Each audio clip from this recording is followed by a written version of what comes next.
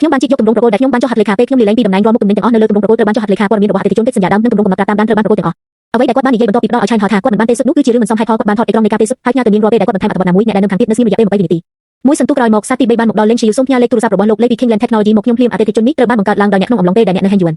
ធនធានជាកម្មសិទ្ធិរបស់ Heng Yuan លេងឈីវសម្លឹងមើលបន្ទាត់នេះហើយគ្រូវិក្មេងការហៅទូរស័ព្ទដែលមិនបានស្នើសុំ Kingland Technology បានទទួលបន្ទាប់ពីមកដល់ Sheng គឺតាក់ទងទៅនឹង Heng Yuan Half Cent លោកជាងបាននិយាយថា Kingland Technology គឺជាអតិថិជនថ្មីបន្ទាប់ពីខ្ញុំបានចូលរួមជាមួយ Sheng ហើយមិនមានអ្វីពាក់ព័ន្ធជាមួយ Heng Yuan នោះទេខ្ញុំបានបង្កើតលំដាប់ប្រកួតរួចហើយប្រសិនបើអ្នកមានការជំទាស់អ្នកអាចធ្វើបានឆ្លងកាត់នីតិវិធីច្បាប់លើពីនេះទៀតខ្ញុំមិនមានការប្រកែកឆ្លើយតបទៅសារឯកជនណាមួយរបស់អ្នកទេសូមកុំផ្ញើពួកគេម្ដងទៀតបន្ទាប់ពីផ្ញើសារមកគាត់បានរារាំងគាត់ហើយបោះទូរស័ព្ទលើតុអ៊ីនលើវាក្នុងករណីគាត់ដកដង្ហើមធំបន្ទាប់ពីដកដង្ហើមមួយស្រទាប់ញើសស្ដើងមួយបានបង្កើតឡើងនៅខាងក្រោយរបស់ខ្ញុំវាមិនមែនមកពីខ្ញុំខ្លាចទេប៉ុន្តែមកពីខ្ញុំធ្វើអារម្មណ៍ដែលត្រូវគេបៀតបៀនដោយគ្មានហេតុផលហើយត្រូវគេចាប់ថយក្រោយប្រៀបដូចជាបោះសកៅស៊ូហើយមិនអាចកម្ចាត់វាចោលបានអ្នកដែលចូលមកបើកទ្វារនោះគឺហួយហេងតើអ្នកអាចប្រាប់បានទេតើមានអ្វីកើតឡើងនៅពេលដែលហួយហេងដើរចូលទៅអង្គុយលើកៅអីទល់មុខគាត់វាគ្មានអ្វីសោះហួយហេងមិនបានសួរទេ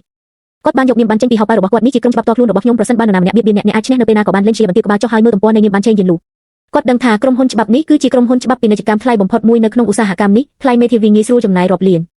អ្នកដែលរស់នៅផ្ទះបានផ្ញើសារមួយចំនួនហើយបានរារាំងគាត់លេងជាងើបភ្នែកមើលគាត់ទឹកមុខរបស់ហួយហេងមិនមានការបញ្ចេញមតិប៉ុន្តែទឹកដុំរបស់គាត់ពោពេញដោយមនោសញ្ចេតនាដោយការតាំងចិត្តខ្សោយខ្លាំងដូចជាគាត់មិនភ្ញាក់ផ្អើលតតែសោះចំពោះលទ្ធផលនេះខ្ញុំសូមប្រាប់អ្នកពីរឿងមួយចំណូលរបស់ Heng Yuan បានធ្លាក់ចុះ37កាលពីខែមុនលេងជាព្រិចភ្នែកហើយវាបានធ្លាក់ចុះបន្ទាប់ពីអ្នកចាក់ចេញអ្នកប្រហែលជាមិនដឹងថាអ្នកចង់មានន័យយ៉ាងណាទេប៉ុន្តែខ្ញុំស្នើឲ្យអ្នកចាប់ផ្ដើមគិតពីវាឲ្យបានច្បាស់លេងជានៅស្ងៀមខ្ញុំបានធ្វើស្ថិតខ្សែកោកំណើននៃចំណូលរបស់ Heng Yuan ចាប់ពីខែដំបូងដែលអ្នកបានចូលរួមជាមួយ Heng Yuan រហូតដល់ថ្ងៃដែលអ្នកលាលែងគឺតាក់ទងទៅនឹងកំណត់ត្រាវត្តមានរបស់អ្នកមេគុណគឺ 0.947 នៅថ្ងៃដែលអ្នកបានស្នើសុំការចាក់ចេញអត្រាចុះហត្ថលេខាលើកិច្ចសន្យារបស់ Heng Yuan បានធ្លាក់ចុះជាមធ្យម64នៅថ្ងៃនោះនេះជាការហួសចិត្តពេកបន្ទាប់ពីអ្នកបានចូលរួមជាShengពេលសប្តាហ៍ចំនួននៃការចុះហត្ថលេខាលើកិច្ចសន្យាលើពីចំនួនសរុបនៃ3ខែកន្លងមកលេងជាបើកមាត់ហើយបិទវាម្ដងទៀតនេះជារឿងហួសហេតុពេកហើយទើបអ្នកដឹងពេលដែលឯងវាខ្ញុំ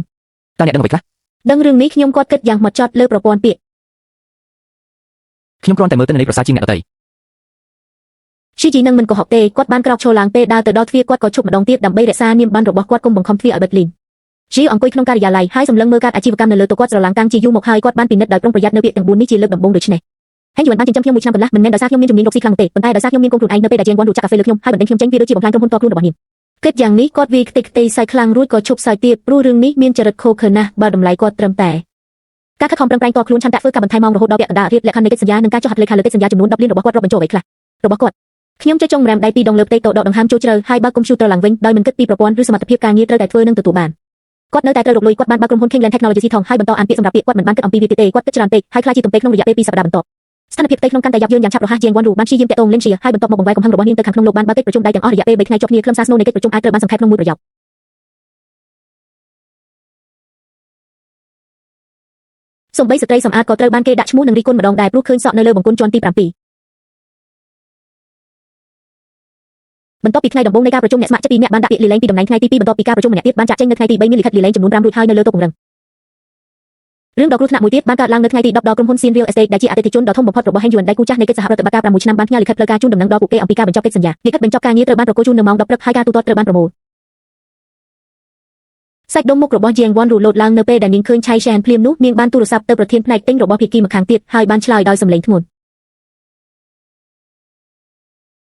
តើអ្នកអាចនិយាយជាមួយខ្ញុំបានទេប្រសិនបើអ្នកត្រូវការផ្លាស់ប្ដូរអ្នកគ្រប់គ្រងយើងមានបន្ទុកសម្រាប់សំទានលើតម្លៃទេអរគុណយើងបានចុះកិច្ចសន្យាជាមួយអ្នកគ្រប់គ្រងថ្មីតើខ្ញុំអាចសួរថាវាជាមួយណា Sheng Group បានព្យួរទូរស័ព្ទហើយដៃរបស់ជាងវ៉ាន់រូដែលកាន់ទូរស័ព្ទបានរឹតបន្តឹងយឺតសេងហេវាជា Sheng ម្ដងទៀតនាងបានហៅបញ្ជីអតិថិជន17នាក់ដែល Heng Yuan បានបាត់បង់ក្នុងខែមុនពួកគេ9នាក់បានទៅក្រុមហ៊ុនតែមួយគឺ Sheng Group នាងបានទះបញ្ជីនៅលើទៅហើយអ្នកបើកបរលេងជាកំពុងរៀបចំផែនការសម្រាប់ភ្ញៀវសម្រាប់សប្តាហ៍ក្រោយមានឯកសារចំនួន3បានលាតត្រដាងនៅលើតុហើយសៀវភៅកត់ត្រារបស់គាត់ពោពេញទៅដោយកំណត់ត្រាទ្វាររបស់នាងត្រូវបានរុញចេញពីខាងក្រៅនាយកលេងដែលជាខាងមុខនៅជាន់ក្រោមបាននិយាយថាមាននារីម្នាក់ឈ្មោះជាងចង់ជួបអ្នកប៉ុន្តែអ្នកនិយាយថានាងនៅទីនេះដោយគ្មានហេតុផលមុននឹងអ្នកអាចនិយាយចប់ជាងវ៉ាន់រូត្រូវបានមែងរុញចេញពីក្រៅនាងចូលនៅមាត់ទ្វារនាងស្អាតខ្លាំងណាស់ប៉ុន្តែការតុបតែងមុខរបស់នាងមិនបានបិទបាំងខ្មៅមាសនៅក្រោមភ្នែករបស់នាងទេភ្នែករបស់នាងបានមើលជុំវិញការិយាល័យឯករាជ្យរបស់លេងជាមនុស្សទាំងពីរនាក់បានប្រជុំមុខដាក់គ្នាបន្ទាប់ពីមើលមុខគ្នាអស់3វិនាទីលោកជាងនិងលេងជានិយាយមុនអ្នកអាចនិយាយសួស្ដីមុនពេលអ្នកនៅទីនេះ